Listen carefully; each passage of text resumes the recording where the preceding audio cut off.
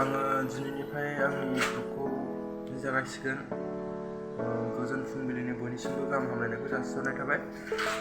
नोंथांमोनहा जाहाथे आंनि चेनेलखौ साबस्क्राइब एन्ड शेयार खालामना होयो, जाहाथे आंनि गोदान भिडिअआ नोंथांमोनसिम सिगांग्रो सहैयो। बेखौनो मिजिंथिनानै आङो बे इउटुब चेनेलखौ खुलिदों, जाहाथे आङो नोंथांमोनखौ गोदान भिडिअ